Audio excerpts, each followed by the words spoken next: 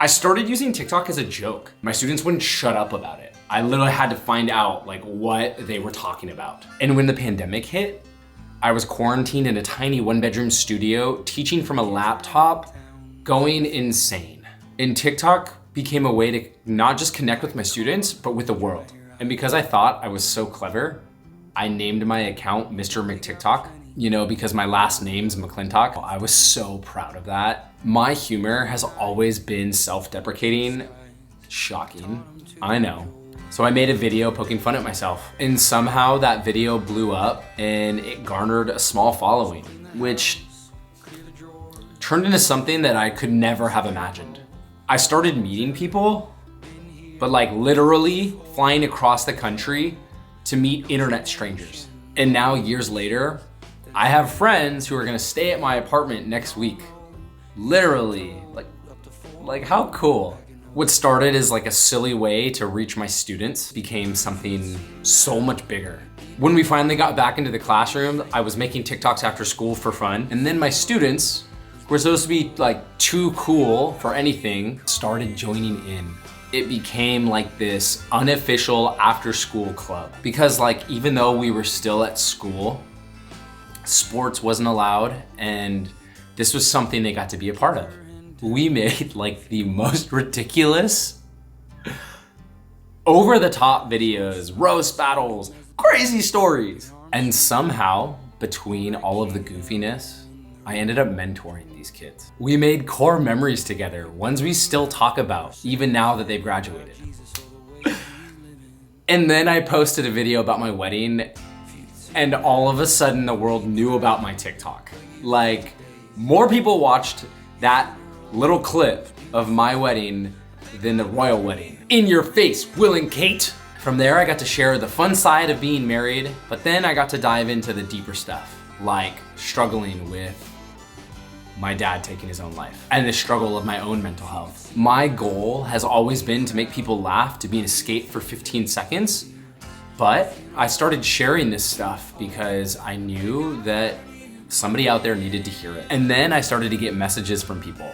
Teachers, students, strangers, all saying that what I shared encouraged them and helped them. And that's when I knew I was doing something that mattered. And then came another big shift. I left teaching. That one, well, people had opinions.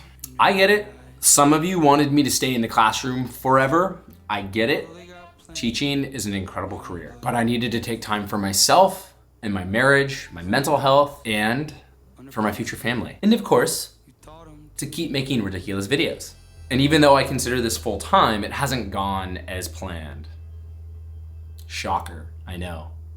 Most of your plans don't work out the way that you think they are.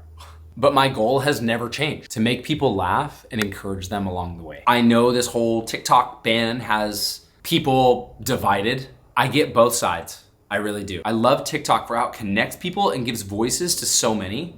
But I also know social media, all social media, has its fair share of nonsense. Looking at you, skibbity Rizzler Sigma brain rot.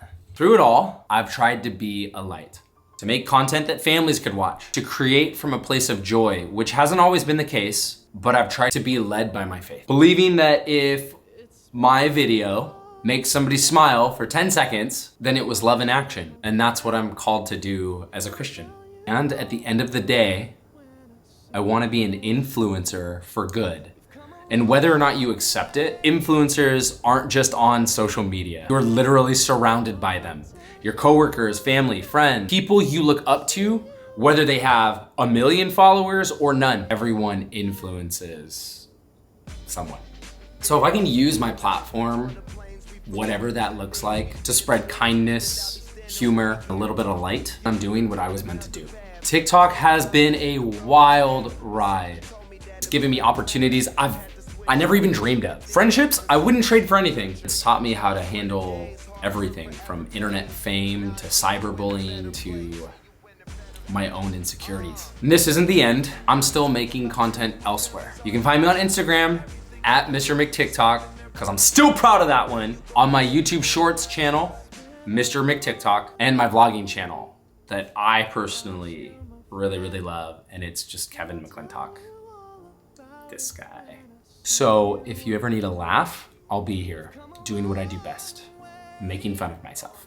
TikTok, thanks for everything. Thank you for making this much more than just an app. Love you all. See you soon.